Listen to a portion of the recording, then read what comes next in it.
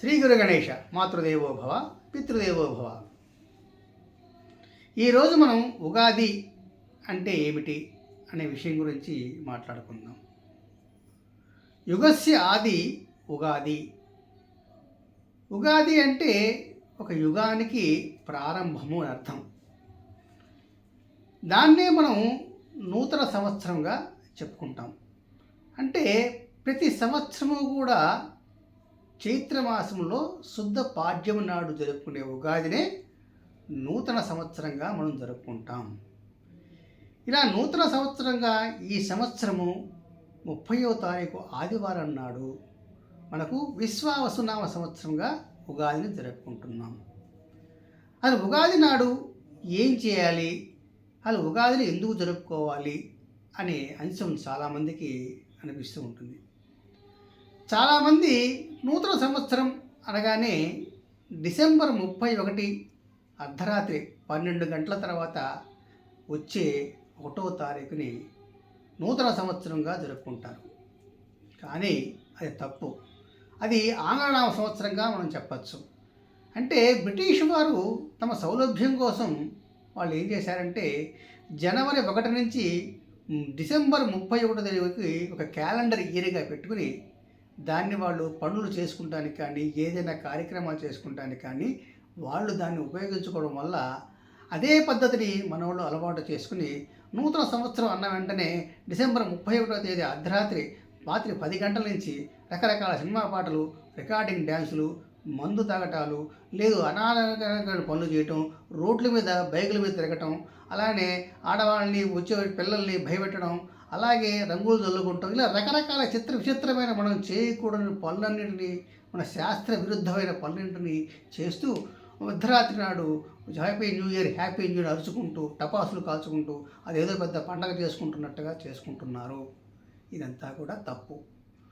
మనం హిందువులం, మనకు హిందూ ధర్మం ఉంది, మనకు కొన్ని శాస్త్రాలు ఉన్నాయి, కొన్ని పద్ధతులు ఉన్నాయి, మన పూర్వీకులు కొన్ని అలవాట్లు ఆచారాలు నేర్పించారు. వాటిని మనం కాపాడుకోవాల్సిన ధర్మం మన దగ్గర ఉంది. కాబట్టి మనం ఇక్కడి నుంచైనా జరిగిపోయిందని వదిలేద్దాం. ఇక్కడి నుంచైనా నూతన సంవత్సరం అంటే ఉగాదిగా ప్రారంభించుకుందాం. ఉగాది నాడు ఏదైనా ఒక పని ప్రారంభిస్తే అది నిర్విఘ్నంగా కొనసాగుతుంది. ఇక ఆనాటి ఈ ఇంగ్లీష్ సంవత్సరానికి తెలుగు సంవత్సరానికి ఎంత తేడా ఉంటుందంటే నక్కకి నాగలోకానికి ఉన్నంత తేడా ఉంటుంది. అసలు ఉగాది ఎలా వచ్చింది అంటే సోమకాసురుడు అనే రాక్షసుడు సృష్టికి ముందు బ్రహ్మ వేదాలను చేతిలో ఉంచి తపస్సు చేసుకుంటూ ఉంటే ఆయన బ్రహ్మ చేతిలో నుండి ఆ యొక్క వేదాలను అపహరించి సముద్రంలో దాముకున్నాడు. అప్పుడు శ్రీ మహావిష్ణువు మత్స్యావతారాన్ని ధరించి ఆ సోమకాసురుని యుద్ధంలో చంపి ఆ యొక్క వేదాలు 4టిని కూడా మళ్ళా బ్రహ్మదేవుడికి ఇచ్చాడు. అప్పుడు బ్రహ్మదేవుడు సృష్టిని ప్రారంభించాడు. ఎప్పుడైతే సృష్టిని బ్రహ్మదేవుడు ప్రారంభించాడో అలా సృష్టి ప్రారంభాన్ని ఒక యుగానికి ఆదిగా యుగాదిగా మనం జరుపుకుంటున్నాం. ఇది ఉగాది యొక్క కథ, ఉగాది నాడు యొక్క చేసుకోవాల్సింది.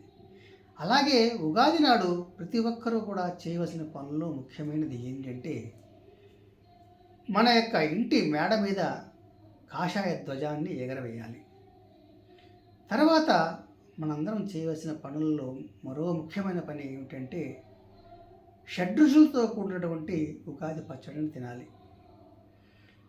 షడ్రుచులతో కూడిన ఉగాది పచ్చడి ఎందుకు తినాలి అంటే మన యొక్క హిందూ ధర్మం కానీ, హిందూ పద్ధతులు కానీ, హిందూ ఆచారాలు గొప్పగా ఉంటాయంటే ఈ యొక్క ఉగాది పచ్చడిలో తీపి, చేదు, కారము, ఉప్పు, పులుపు, వగరు తగలటం వల్ల శరీరానికి ఆరోగ్యం ప్రసాదిస్తుందని మన యొక్క వైద్యశాస్త్రం చెప్తుంది.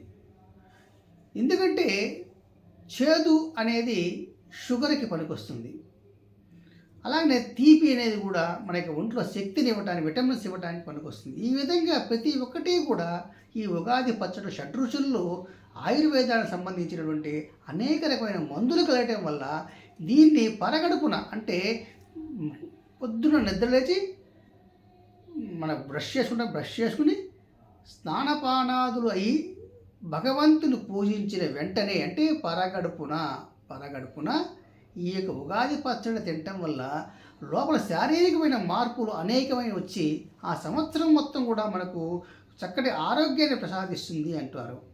అందుకే చూడండి, పరగడుపున చాలామంది ఈరోజు కషాయం తాగుతారు. ఎందుకంటే కషాయాలు కావచ్చు, లేదు వేప చిగురు కావచ్చు, వేపతో చేసినటువంటి ఏవైనా తాగుతారు. ఎందుకంటే షుగర్ని కంట్రోల్ చేసుకుంటానికే ఇది ఉపయోగపడదు. అలా మన యొక్క శాస్త్రాలన్నీ కూడా ఇటు వైద్యపరంగాను, ఇటు ఆరోగ్యపరంగాను, ఇటు ఆనందపరంగాను ఇలా రకరకాల వాటిని మేళవించి మనకు ఉగాది అనే పండుగ రూపంలో అందిస్తోంది. అదే జనవరి నాడు డిసెంబర్ 31 అర్ధరాత్రి మనం చేసే పనుల వల్ల ఏ ఉపయోగం ఉన్నాయి, ఎవరికి ఉపయోగం ఉంది, మన శరీరానికి ఉపయోగం ఉందా, పోనీ పక్క వారికైనా ఉపయోగం ఉందా, పోనీ ఆ రోజు ఆ పని చేసినందువల్ల మనకేమైనా కలిసి వస్తుందా? నష్టపోతామని తప్పితే కలిసి వచ్చేది ఏదీ లేదు.